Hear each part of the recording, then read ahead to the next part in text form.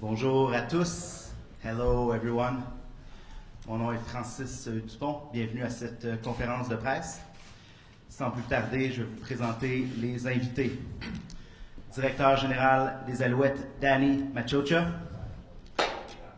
Président et chef de la direction, Mark Waitman. Head coach, entraîneur-chef, Jason Moss. Sans plus tarder, je cède la parole à Mark Waitman pour dire quelques mots. Merci Francis. Merci tout le monde d'être là. Thanks everybody for being here today. Great turnout. Je vais commencer juste par parler de l'organisation, puis après ça on pourra laisser parler les gens à ma gauche et à ma droite pour parler plus de football. Mais vous savez, il y a des années que faire un bilan, c'est plus agréable que d'autres. Cette année, quand on finit la saison en gagnant le dernier match, c'est toujours plus agréable. Mais c'est important aussi de reconnaître que, évidemment, la victoire à la Coupe Grey pour notre organisation, ça va nous aider dans tout ce qu'on fait. Ça va accélérer ce qu'on fait sur le plan affaires. Mais c'est une partie de l'équation et pas la solution à cette équation-là. Parce que sur le plan affaires, la réalité, c'est qu'on est rendu à 8 mois dans un plan de 5 ans. On est encore vers la fin du premier quart. Tandis que le football a fait un cycle complet, une saison complète. Nous autres, on est au premier quart. Et je pense que c'est juste une réalité qui est importante de saisir. Puis, je vais me répéter, parce que je le dis souvent, notre plan est basé sur 3 principes. C'est de gagner des matchs, c'est d'offrir une expérience hors pair au stade, et c'est de s'impliquer dans la communauté. Et c'est surtout ce dernier point-là que vous allez entendre beaucoup.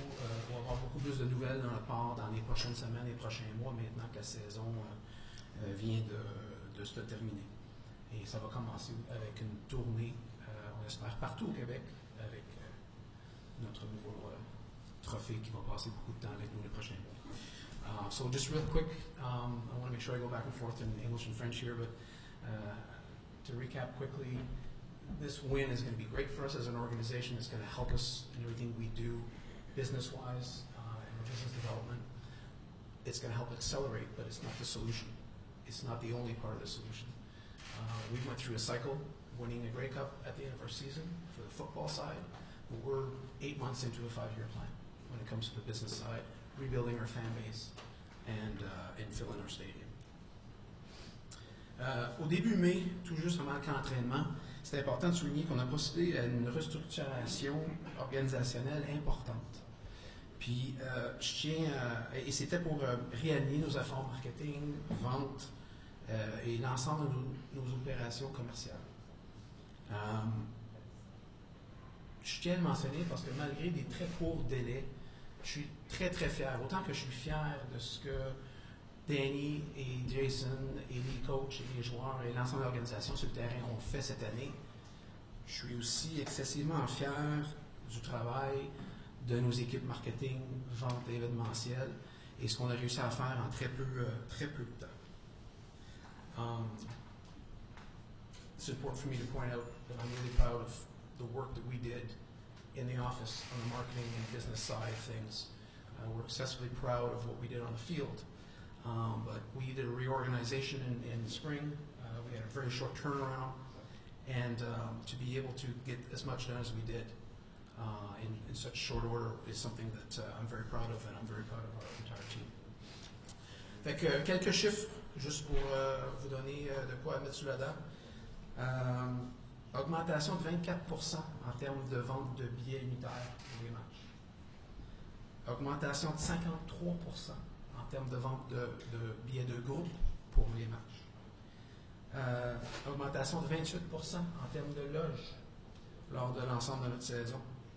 Au total, une augmentation de 16% des revenus de l'ensemble des billets. Et ceci, malgré un recul en termes d'abonnement de saison, vous comprendrez que de décembre à mars, avec toutes les certitudes qui entouraient l'équipe, il y a eu un certain recul qui a été fait en termes d'abonnement de saison et tout. Donc, on a commencé la course un peu en retard, comme on dit. mais on a réussi à se rattraper et même dépasser les résultats des années précédentes de façon assez spectaculaire. Et il ne faut pas oublier non plus qu'on a eu 3 matchs affectés de façon assez sévère avec la météo qui nous a joué des tours cette année aussi. Puis quand on parle de momentum que la Coupe Grey nous donne, je vous partage un chiffre, mais juste avec les exploits des dernières semaines, on a déjà vendu plus de 700 nouveaux abonnements de saison pour l'année prochaine. Donc c'est vraiment extraordinaire comme résultat. Ça va continuer et puis ça nous encourage beaucoup. So real quick on some numbers, increase of 24% on single game tickets, increase of 53% in our group sale tickets. Suites 28%, overall a 16% increase in revenues when it comes to all things tickets. And the momentum that our season and our playoffs and our Grey Cup gave us, we've already sold 700 new season tickets for next season, and it's continuing. Comment dit, 21 nouveaux partenaires entre 22 et 2023. On est passé de 26 à 47 partenaires, une augmentation des revenus de 49%. On a encore beaucoup de travail à faire, mais très fiers du projet qui a été fait cette année. On parle de nouveaux partenaires d'envergure comme Vidéotron, Kia, la Banque Scotia, Mallette et le fonds FTQ, sans oublier nos partenaires majeurs qui sont là depuis longtemps, comme Beneva, l'Auto-Québec, la Cage, les éleveurs de porc du Québec, Sport Expert et Nayat, et j'en oublie, mais dans les majeurs, c'est quand même des belles marques qui s'associent à nous. Puis ce qu'on voit, c'est que le Québécois qui est là est à la table et sont intéressés à supporter leur équipe et reconnaissent la valeur que l'association avec notre équipe peut amener. So briefly, on the partnership side, 21 new partners, went from 26 to 47 this year, an increase of 49% in sponsorship revenues, which is spectacular, with a lot of great brands that I just mentioned that have joined the club. And we feel a lot of excitement in the business community as well, as far as aligning with our brand and working with this club moving forward. Les codes d'écoute à la télé, c'est vraiment des bonnes nouvelles aussi, puis il faut que je le souligne. On est 3e dans la ligue en termes de moyenne d'auditoire sur la saison. Une moyenne de 577 000 personnes nous regardent à travers le Canada à chaque semaine. C'est une augmentation de 8% dans le 2+, le fameux 2+. Si on combine RDS et TSN, c'est 10% d'augmentation à RDS seul et 23% d'augmentation dans la tranche d'âge 25 à 54, qui est vraiment l'auditoire la plus importante en termes de commercialisation. Donc, c'est des super bonnes nouvelles. La demi-finale, près de 450 000 personnes juste à RDS qui nous ont regardés. La Coupe Grey, on sait que c'est 3,6 millions combinés anglo-franco, qui est une augmentation de 15% sur l'année passée pour la Coupe Grey, et 808 000 sur RDS avec une pointe de 1,4 million. On voit à quel point que les partisans ont embarqué pour nous suivre dans notre aventure à la Coupe Grey et à quel point que ça a été extraordinaire pour les codes d'écoute. Puis je vous en rajoute un. Après la Coupe Grey, ça a été le défilé. Vous avez tous vu la mer de monde qui était présente cette journée-là. Vous avez vu l'engouement qu'on a ressenti cette journée-là. Si on combine toutes les chaînes qui ont diffusé le défilé, RDS, TVA, TVA Sport et LCN, 576 000 personnes ont près de 600 000 personnes ont suivi le défilé à la télé. C'est absolument incroyable. Et donc, c'est un fait important que je pense qu'il faut partager. So just quick recap in English on the TV ratings. 3rd in the league at 577 average per game. 8% increase overall, 10% increase in RDS, and a 23% increase in the also important 25 to 54-year-old age range. 450,000 people for that East Final in Toronto. 3.6 million people watched the Grey Cup, which is a 15% increase over last year. And 808 on RDS alone with a peak of 1.4 million. So people throughout all of Quebec really tuned into this game. and followed us with passion, and added that passion to following us during the parade, where we had 576,000 people following us on TV that day. Et très rapidement, beaucoup de feedback positif pendant notre saison pour les matchs. Je vous l'ai dit à répétition, qu'on veut investir, de dynamiser l'expérience au stade. Et c'est quelque chose que je pense qu'on a réussi à faire avec les cours d'élèves et on va continuer à faire pour l'année prochaine. Beaucoup de feedback positif, des scores de satisfaction générale de 83-85% qui est exceptionnel. Tout ça, encore une fois, malgré 2 matchs qui ont été reportés de près d'1 heure à cause de la météo. Donc, ça, d'habitude, ça fait mal au score, mais finalement, les scores sont quand même bien sortis. So great feedback about our game experience, about we added and improved this year. We're going to continue doing that. Satisfaction scores from 83 to 85% despite some weather challenges that we had. So that's very, very encouraging for us because at the end of the day, you're buying tickets for an experience at the stadium. And so that's one of the things we need to work on. It's one of those 3 pillars I mentioned at the beginning. And lastly, souvent je parle pas beaucoup quand on parle j'en ai pas beaucoup des fois à dire quand on parle de retail, quand on parle de produits dérivés. Mais là, il faut que je le mentionne, plus de 2000 commandes depuis le match de la Coupe Grey. C'est à peu près l'équivalent de la dernière année et demie combinée.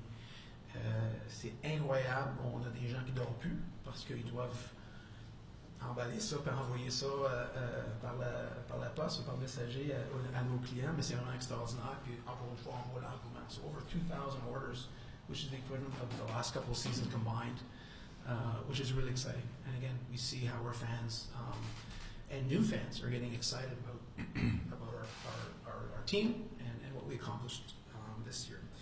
Fait que voilà, en résumé, notre progression en 2023 a été rapide, impressionnante. Il reste beaucoup de travail à faire. Et on compte surfer sur la vague du momentum généré par notre victoire de la Coupe Grey. Mais je vous rappelle, on est au premier quart. On est à 8 mois dans notre plan de 5 ans. Ça l'augure bien pour la suite, mais encore beaucoup de travail à faire. Merci. Merci beaucoup, Marc. Maintenant, je vais céder la parole à notre directeur général, Danny Maciocia. Oui, bonjour tout le monde. Good morning to everyone. J'avais quelques notes, mais j'écoutais Marc, puis je pensais à l'année passée, cette fameuse rencontre. Écoute, on se trouve à 2 extrêmes complètement différents, puis même si on est rendu à la fin du premier quart, je pense qu'on a une avance de peut-être 21 ou 28 points. C'est incroyable qu'est-ce que 12 mois, comment les choses peuvent changer. C'est sûr que c'était une année remplie, pleine de défis et d'émotions. Je pense qu'on a tous appris beaucoup de nous-mêmes, pas seulement côté professionnel, mais même personnel. Le travail qu'on a fait au tout début de l'année, quand on n'avait pas les moyens de signer des joueurs autonomes, le nombre de voyages qu'on a fait aux États-Unis pour identifier des recrues, parce qu'on savait qu'il n'y avait pas de bonnet de signature quand tu signes des joueurs qui venaient de l'autre côté de la frontière. Alors, on était capable quand même d'identifier des très bons joueurs qui ont contribué à notre succès, que ce soit des Austin Mack, que ce soit de Tyler Snead, de Ledger, de Stubblefield, de Ento, puis il y en avait plusieurs. Quand on y pense, on avait 73 joueurs qui sont habillés pour minimum un match, puis tout ça, bon, on a contribué à notre succès. Alors ça, c'est une grande partie à notre département, des opérations football en particulier, nos dépisteurs qui ont fait du gros boulot de travail là-dedans, parce qu'on savait qu'on avait besoin de trouver des effectifs, d'aller au camp, et on souhaitait d'avoir une équipe compétitive. Alors, un gros partie de notre succès revient à du monde comme Jean-Marc Edmé, puis Pierre-Yves Laverne, Byron Archambault qui nous a aidés pendant la saison morte, Alison Sobel qui était là, qui était présent, qui nous a donné un coup de main aussi. L'autre chose qu'il ne faut pas oublier non plus, que même si on a eu une période assez difficile, il ne faut pas oublier non plus que les 3 dernières années, quand même, on était capable de bien faire concernant le repêchage. Regarde les effectifs qui ont embarqué sur le terrain la semaine passée, des joueurs comme Lestage, puis Côté, puis Decroix, Zima pendant le repêchage global, le repêchage international. On avait plusieurs qui ont contribué à ce succès-là. Puis l'autre tiers, probablement de notre vestiaire, c'était des joueurs qui étaient écartés, que les autres équipes ont pris la décision qu'ils s'en allaient dans une autre direction, que ce soit des Levin, que ce soit des Sankey, Cody Fajardo, Tuck, Hardy, tout ce monde-là a contribué à notre succès. Puis voici où nous sommes rendus 12 mois plus tard.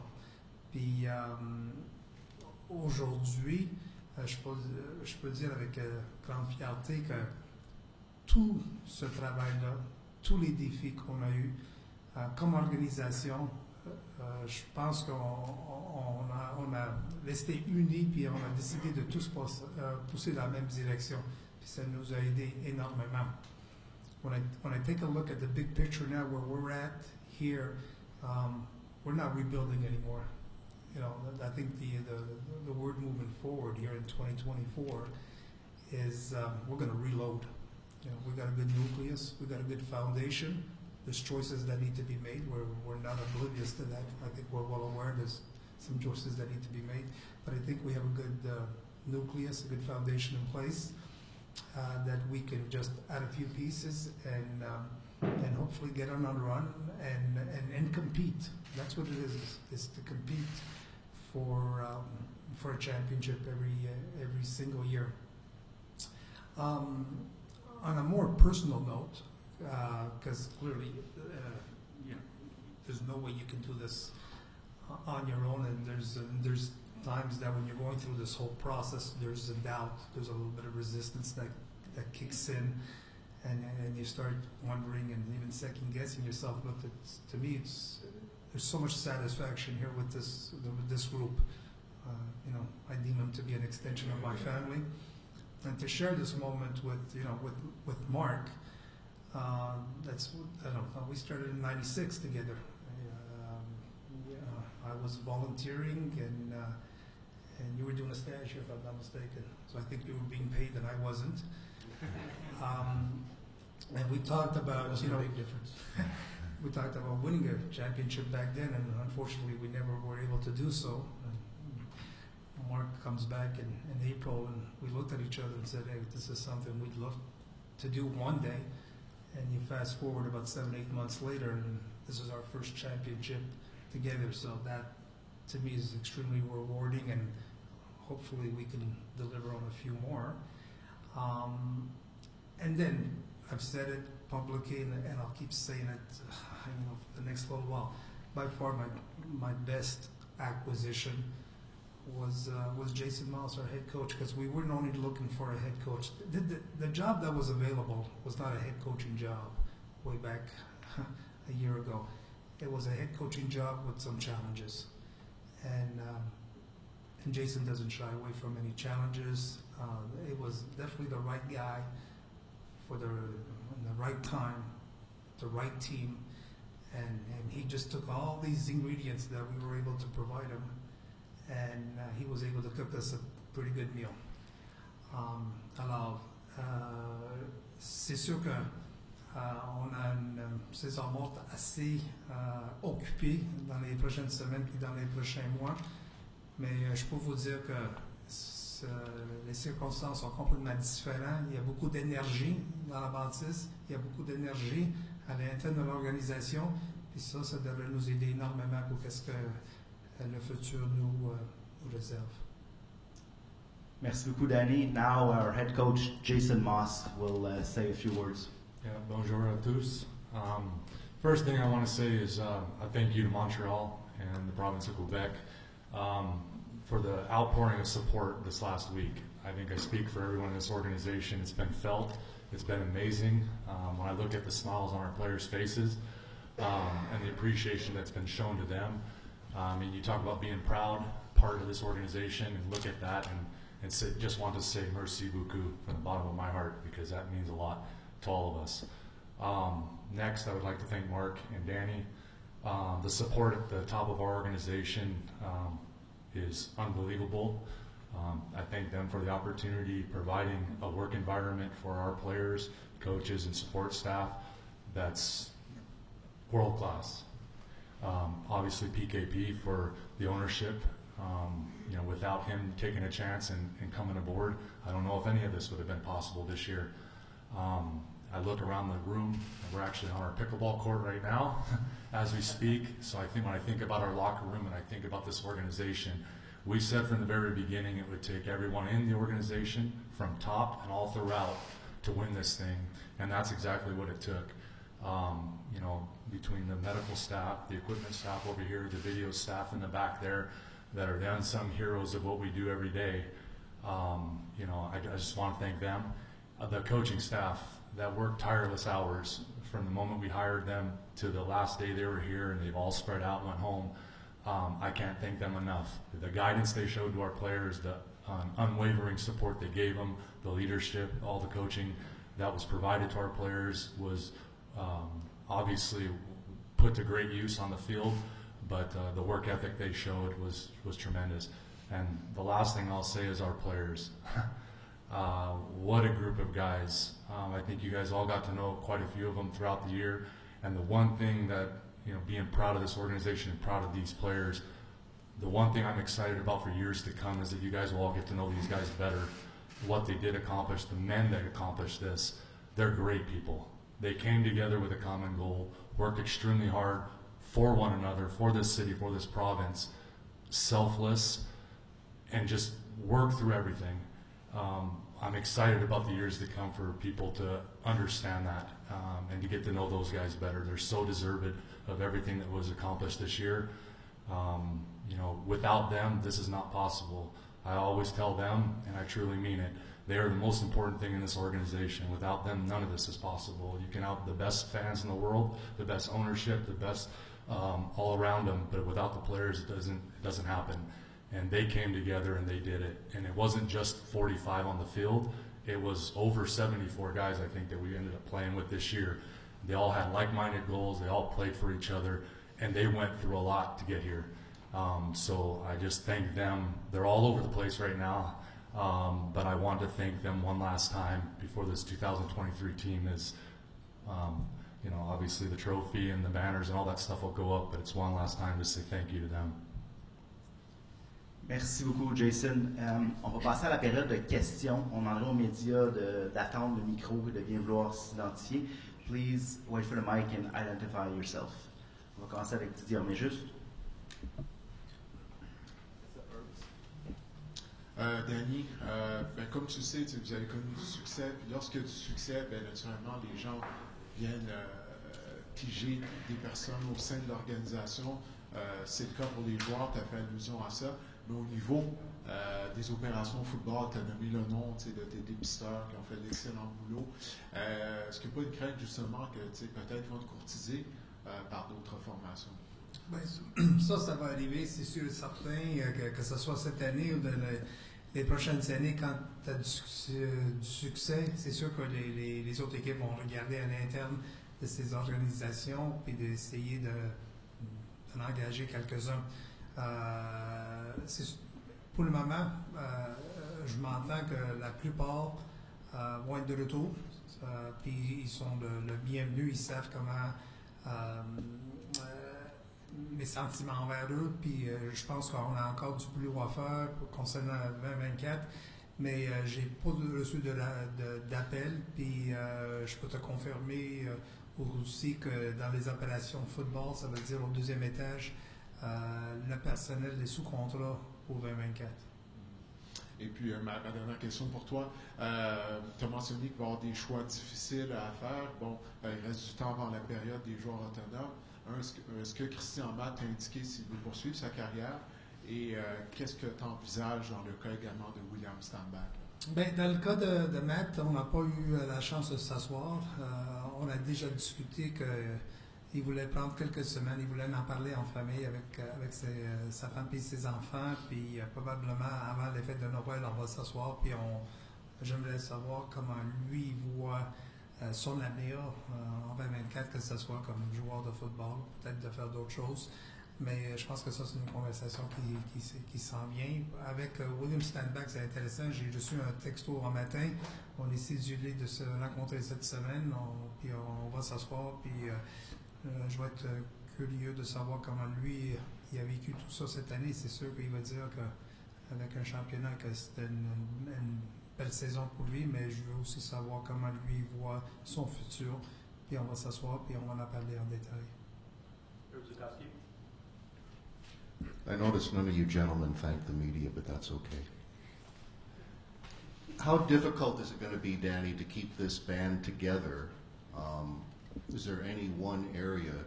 I mean, obviously you'll know as you go into free agency what the potential losses are, but is there any one area that you would identify as of today that you think needs improving? And Jason, do you expect all your assistants to come back?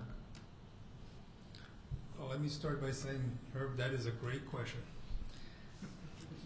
Don't suck up to me now. Even though you've been lobbying for my job the last 2 weeks, but anyway, let me get back to the question. Listen, no two editions are ever going to look alike. Even when you're coming off a championship season, it's never going to be identical. It just doesn't work out that way, regardless of sport. All right. Having said that, what we need to do now internally is try to identify that nucleus, that foundation, and keep the core in place, and make sure we fill up the other spots.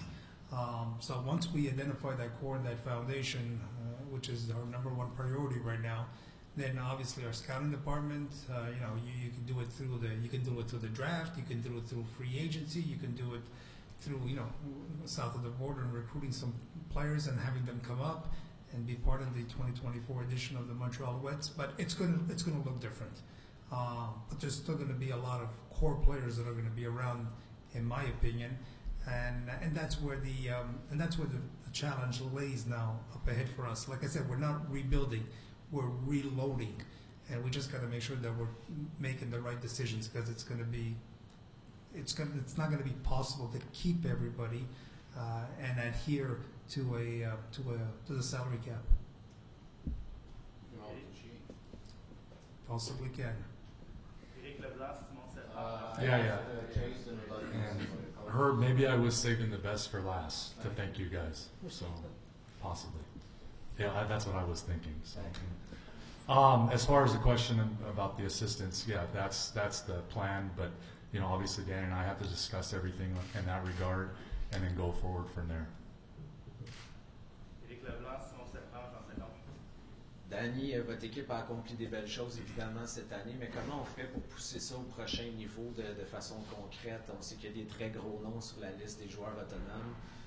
On sentait que des gars comme Sankey aimeraient revenir, si c'était possible. Est-ce qu'il y a déjà des discussions? Puis c'est ça, comment on pousse à la prochaine étape? Moi, j'ai eu plusieurs discussions. Je peux vous dire qu'on est prêt de régler quelques dossiers dans les prochains jours, puis il va y en avoir d'autres que probablement vont se régler dans les prochaines semaines. Il y a un désir, je dirais 100% de nos joueurs. C'est jamais vu, parce que je dirais que même les années où on a gagné la Coupe Grey ailleurs, avec une autre équipe que je faisais partie, il y en avait toujours 4 ou 5 qui souhaitaient de partir. Cette année, après ce qu'on appelle notre exit meeting, les réunions, avant qu'ils quittaient, c'était unanime. 100% que tout le monde voulait être de retour, puis voulait garder ce noyau en place. Là, est-ce que c'est faisable? Je dirais que non. Mais je pense qu'on devrait être capable de garder des effectifs que nous, on pense, peut nous aider de garder un certain niveau de compétition. Puis le but ultime ici, que ce soit, que je pense que je peux parler pour Mark et de Jason, c'est d'être en conversation chaque année pour un championnat. À un moment donné, on souhaite être la référence à travers la Ligue. Puis je pense que c'est faisable. C'est du travail. qu'on a devant nous, mais je pense que c'est faisable si on prend les bonnes décisions, puis on continue de bien repêcher des joueurs, puis on est capable de bien identifier du talent de l'autre côté de la frontière. Jason, a bit on the same topic, your team did some really good things this season, but how can you push that to the next level this season?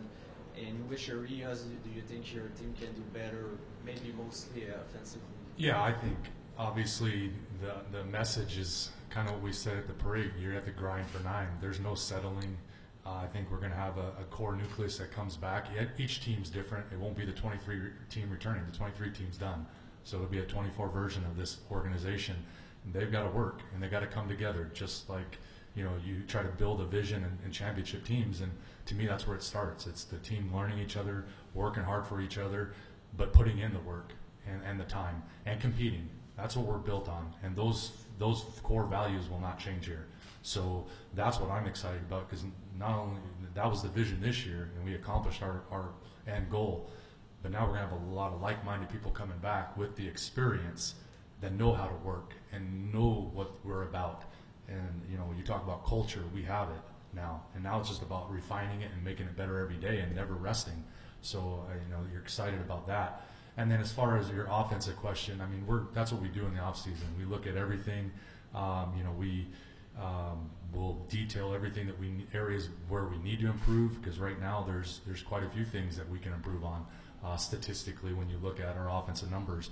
But, you know, there's always various reasons why those numbers appear that way. So it's about refining things and focusing on things, and that's what the coaches do in the off season. But again, I'm excited about the guys coming back because they're experienced, they know the system, and now it's about building things more to their strengths. And hopefully we continue to stick with guys that finish the year, because, you know, that's where I think you make the biggest improvements, is in your second and third years together. Bonjour Danny.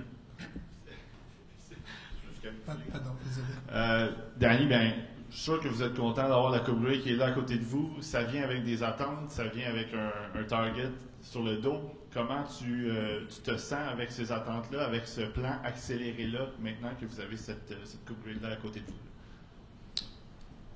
Ça, c'est un privilège de l'avoir, ces attentes-là. Il y a beaucoup de monde qui aimerait avoir ce privilège. Puis on l'a, on est content de l'avoir. Puis je peux te dire qu'on va être prêt, on va compétitionner, on va mettre une équipe qu'on va être fier sur le terrain, puis on va donner notre maximum comme on a fait cette année, probablement dans des circonstances un petit peu plus moins difficiles, je dirais. Alors, comme je viens juste de dire, j'aimerais, à un moment donné, dans les prochaines années, que le monde nous regarde et dise « Vous êtes la référence ». On regarde les Stampeders de Calgary, il y avait une période de 10 ans qui était toujours dans la conversation. Toujours dans la conversation. Chaque année, avant la portée d'envoi, il était dans la conversation pour un championnat. C'est ça qu'on souhaite d'avoir à Montréal. Je pense que l'organisation le mérite. Je pense que les partisans en particulier, avec tout ce qu'ils ont subi depuis une période de temps, le méritent, puis c'est notre but ultime. Alors, ce privilège, on est content de l'avoir, puis on va continuer de travailler fort, puis on va se pousser, parce que je peux te dire que quand on a atterri à Mirabel, puis Jason était dans ma voiture, là j'ai dit, il faut mettre fin à 23, puis il faut passer à 24, puis il faut qu'on se pousse. Moi, je vais te pousser, puis j'ai besoin que toi, tu me pousses pour qu'on reste compétitif. Puis on s'est fait cette promesse-là, puis on va livrer. Une petite sous-question pour Marc. À Hamilton, les joueurs ont parlé d'installations qui étaient de qualité. Est-ce qu'il y a un plan pour le centre d'entraînement ou améliorer les installations ici à Montréal? Oui, je pense que c'est quelque chose que j'ai abordé à quelques reprises, même au printemps. Ça fait partie des choses que, comme organisation, on veut adresser. On veut trouver un plan, identifier le plan à moyen terme. J'aime pas dire long terme parce qu'on est tous impatients puis on veut trouver des solutions rapidement. C'est encore trop tôt pour pouvoir faire des annonces quelconques sur quelles seront ces solutions-là, mais je peux confirmer que juste de visiter les installations à Hamilton nous a donné toute la motivation de plus qu'on avait besoin. Pas qu'on avait besoin, mais pour être capable de continuer notre travail à cet égard. Jean Saint-Onge, Nicolas Richard, Jérémy Souspirza. M. Machocha, bonjour, félicitations. Bonjour. Je pense qu'on ne s'est pas vu depuis la coupe. Beverett, Sankey, Lemon, quelles sont les chances qu'on les revoie? Les trois. Pardon? Les trois. Les trois. Ces trois dossiers qu'on a déjà commencé à adresser. Bon, il y a déjà des conversations. Je dirais que les trois font probablement partie de ce noyau, de cette fondation que je vous parle. C'est une question de... Il faut qu'on s'entende. Right? Alors, il y a du travail à faire.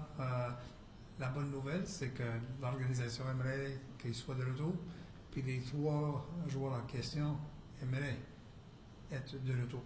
Alors, déjà, là-dessus, quand on parle de négociation, le fait qu'il y ait un désir que les deux parties veulent continuer de travailler ensemble, ça peut seulement aider, mais c'est sûr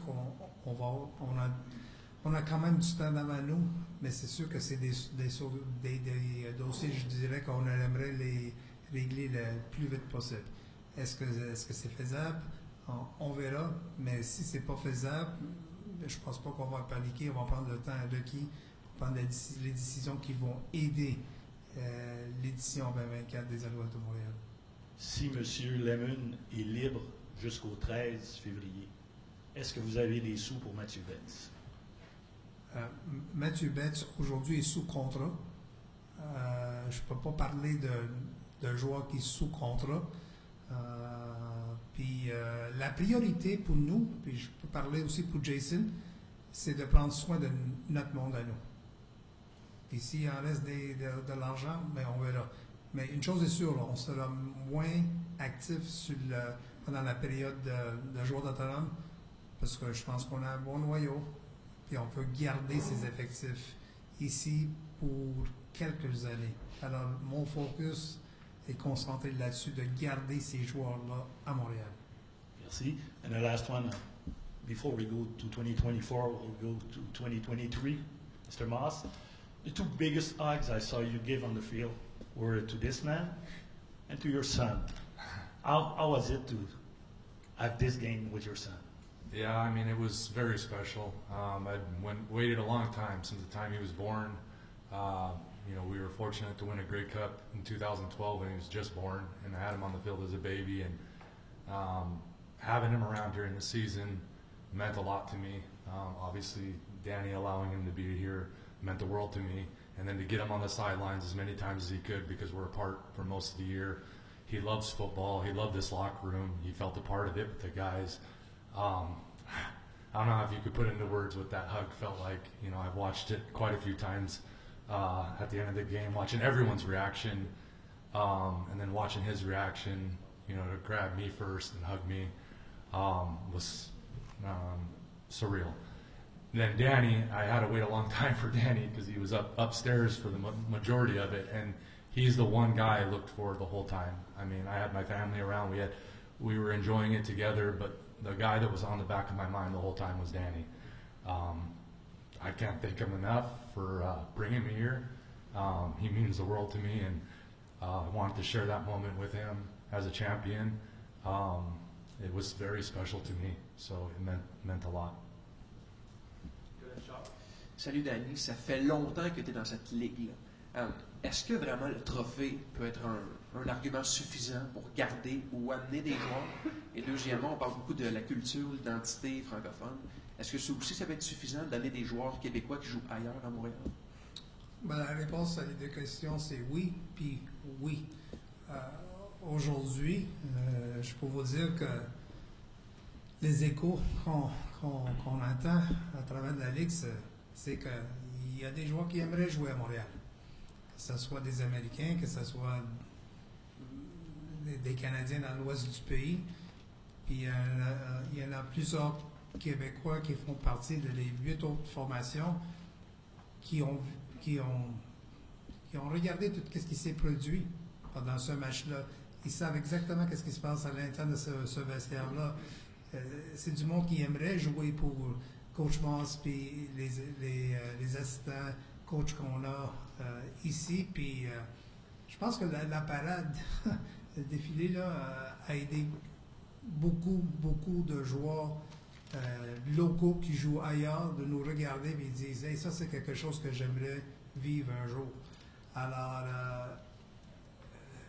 je répète qu'est-ce que j'avais dit au tout début de la conférence. Nous sommes à deux extrêmes complètement différents. Là, c'est comment on gère ces ententes-là. Ça va être notre plus grand défi. Alors, puis c'est sûr qu'on en parle assez souvent, quotidiennement, en particulier. Puis ça ne touche pas seulement les opérations football, ça touche l'organisation. Mais c'est bon d'être dans ce état d'esprit comparé à où on était. Ça fait 12 mois.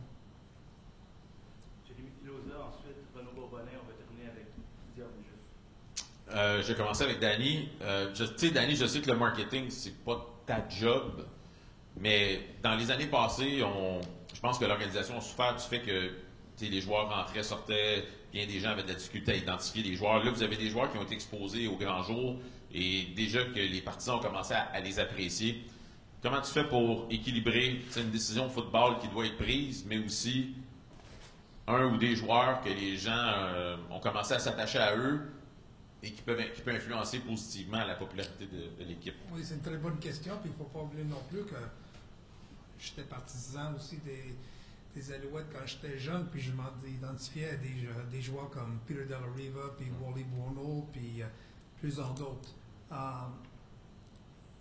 Il faut faire très attention, ouais, parce que tu peux t'identifier à certains, tu prends des décisions basées là-dessus, puis tu termines avec une fiche de 6 et 12. Ouais. Alors, je pense que dans mon cas, ma job principale, c'est de mettre une équipe compétitive sur le terrain chaque année. Ouais. C'est très, très, très important qu'on reste dans la conversation, de gagner des matchs, de donner un spectacle à nos partisans, puis qu'on souhaite de gagner un championnat. Alors, tout ce que je vais faire, chaque décision que je vais prendre va être basée là-dessus. C'est sûr que je vais me détacher de tout ce que j'attends. Écoute, j'ai mes enfants chez nous qui ont tombé en amour avec certains joueurs, puis ils aimeraient savoir s'ils vont être de retour ou non. Puis je leur dis la même chose, qu'on va prendre des décisions qui sont mieux pour l'organisation en 2024. Puis le focus est là-dessus. Marc, deux petites questions, peut-être une rapide. Est-ce que les Alouettes ont été rentables cette année en tant qu'organisation? Et la deuxième, vous avez parlé un petit peu tout à l'heure des infrastructures. On le sait, c'est quoi la situation. On regarde ailleurs dans la Ligue, là, les stades, les centres d'entraînement et tout ça. Est-ce que vous sentez la volonté du propriétaire de vouloir investir là-dedans ou est-ce que ça va prendre de l'aide d'ailleurs? Bien, pour la première question, je pense que quand je parle d'un plan quinquennal, c'est un peu la vision, le parcours qu'on anticipe devoir parcourir pour se rendre à une rentabilité. On sait qu'il y a beaucoup de travail à faire à ce niveau-là. Puis comme j'ai dit tantôt, on est à 8 mois. Donc, il y a encore du chemin à faire à ce niveau-là. En termes d'installation ou de centre d'entraînement, c'est important de comprendre que la solution peut venir de plusieurs façons. Il n'y a pas juste une façon de régler ce problème-là, de construire quelque chose par nous-mêmes. Je pense qu'il faut comprendre les besoins qu'on a et le nombre d'heures et le nombre de journées dans une année où est-ce qu'on a besoin d'une installation de la sorte. Oui, définitivement, qu'il y a une volonté. On en a parlé avec M. Pelado du besoin. Ça, c'est très clair. Et puis, de ce que les options pourraient avoir l'air pour faire du sens pour l'organisation. D'avoir une solution et assurer la pérennité de l'organisation, il ne faut pas que ça soit tout le temps parce que quelqu'un a donné. Il faut que ça fasse un sens en termes d'un plan d'affaires, avoir un business case. Et puis, à ce niveau-là, je pense qu'on va avoir tout le soutien qu'on a besoin. C'est plus une question de temps pour mettre tout ça en place. Dernière question, Renaud Bourbonnais, puis Didier Orméjus. Merci beaucoup. Je reste au niveau des infrastructures, M. Wakeman. Au mois de mai, il y avait eu une annonce concernant l'écran géant qui devait être changé en cours de saison. Si je ne me trompe pas, la dernière fois que je suis allé au stade, il n'était pas encore là. Est-ce qu'il s'est perdu en chemin? Presque. Okay. Ouais, il y a eu des enjeux d'ouragan en Asie, puis la grève dans le port à Vancouver, tout plein de raisons un peu inattendues qui fait en sorte qu'elle est arrivée à Montréal en toute fin de saison, et donc il n'y avait pas le temps d'être installé. Mais la bonne nouvelle, c'est qu'il est rendu à Montréal, il est ici, puis il sera installé au printemps dans le prochain match.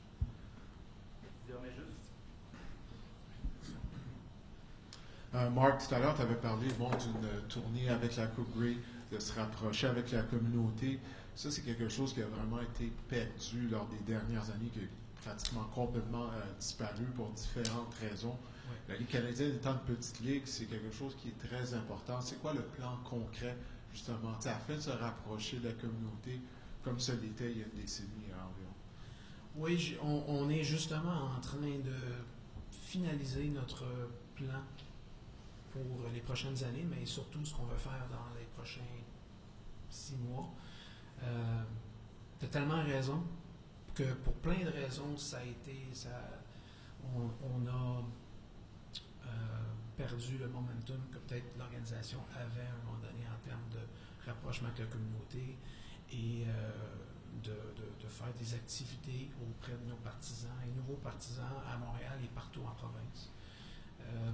Donc, je pense que ça va faire...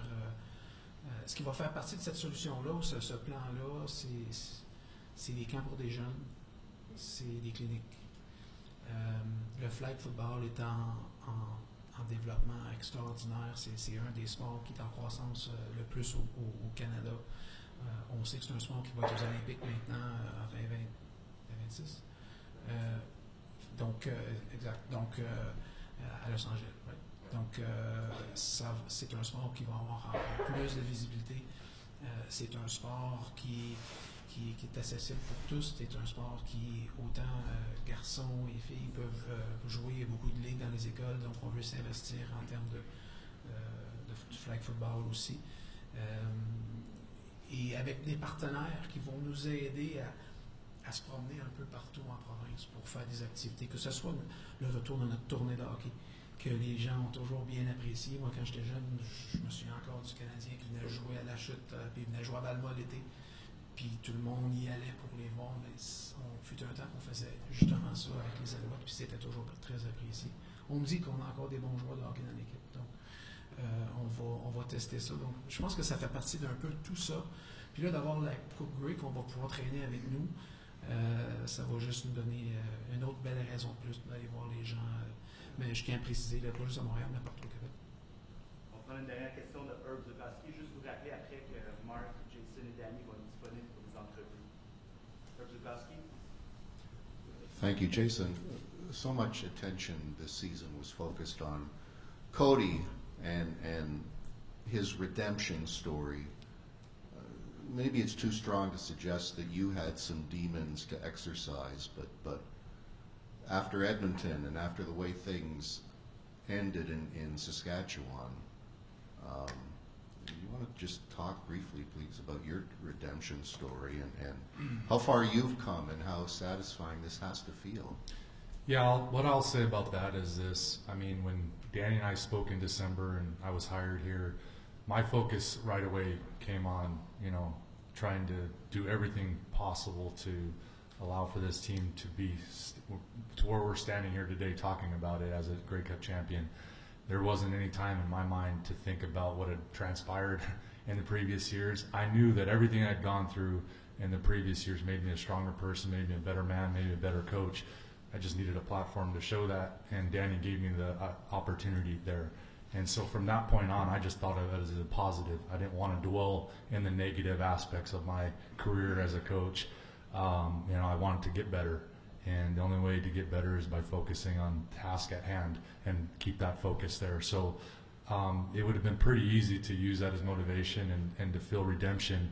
But honestly, all my focus and energy every single day went on this organization and the players and the coaches and our day-to-day tasks to make us the best we could be. That's the honest to God truth. There's moments of reflection. I ride into work every day on a bike, so there's times and moments where your mind can wander, but I always had to snap myself back into being where my feet were, and I try to do that every day.